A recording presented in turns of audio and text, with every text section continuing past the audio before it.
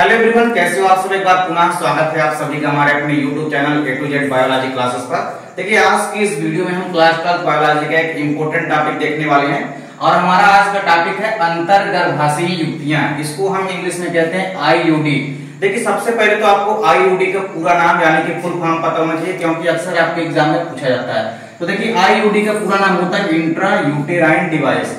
तो यह एक प्रकार की डिवाइस या युक्तियां होती है जिसको कि हम गर्भाशय के अंदर स्थापित करते हैं। देखिए IUD की यदि हम बात करते हैं तो यह प्लास्टिक की या कॉपर की या स्टेनलेस स्टील की बनी हुई क्या होती है, एक वस्तु होती है। तो यह प्लास्टिक, कॉपर या स्टेनलेस स्टील की बनी हुई क्या होती है, एक वस्तु होती है जिसको कि हम गर्भाशय के अंदर क्या कर देते हैं, स्थापित कर देते हैं।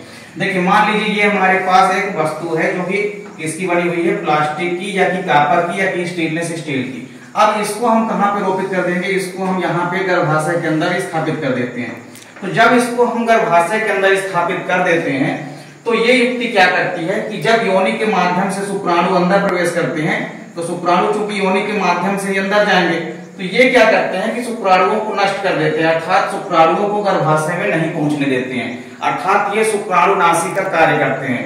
तो आपको याद रखना है कि जो IUD होती है ये प्लास्टिक, कॉपर या स्टेनलेस स्टील की बनी हुई एक वस्तु होती है जो कि जिसको कि गर्भाशय के अंदर स्थापित कर दिया जाता है। और जब इसको गर्भाशय के अंदर स्थापित कर देंगे तो ये क्या करती है कि जब शुक्राणु योनि के माध्यम से ऊपर आते हैं गर्भाशय की ओर तो शुक्राणुओं को नष्ट करने का काम करती है और शुक्राणुओं को बाधित कर देती है, अर्थात शुक्राणुओं को ऊपर की ओर नहीं जाने देती है गर्भाशय में।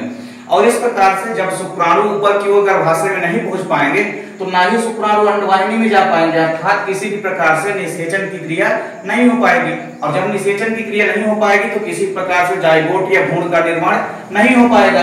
तो आप यहाँ पे समझ सकते हैं कि जैसे मान लीजिए हमारे पास ये स्टेनलेस स्टील की बनी एक वस्तु है या मान लीजिए कॉपर की बनी कोई वस्तु है, इसको हम क्या करेंगे, सबसे पहले इसको हम गर्भाशय के अंदर स्थापित कर देंगे। तो जब इसको हम गर्भाशय के अंदर स्थापित कर देंगे तो शुक्राणु जो कि आ रहे होते हैं योनि या वजाइना के माध्यम से इसको क्या कर देते हैं, बाधित कर देते हैं। ये जो वस्तु हमने रखी है, ये जो कॉपर की हमने वस्तु लगा रखी है या स्टेनलेस स्टील की, ये वस्तु क्या करती है, ये वस्तु शुक्राणुओं को बाधित कर देती है, अर्थात शुक्राणुओं को नहीं जाने देती है आगे की ओर और शुक्राणुओं को क्षतिग्रस्त करती है, अर्थात शुक्राणुओं को नष्ट करने का काम करती है।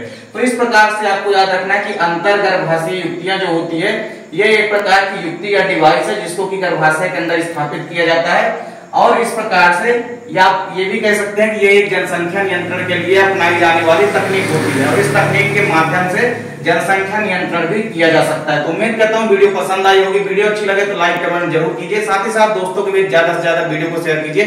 चैनल पर नए हैं तो चैनल को सब्सक्राइब अवश्य कर लें। मिलते हैं नेक्स्ट वीडियो में, तब तक के लिए जय हिंद, वंदे मातरम।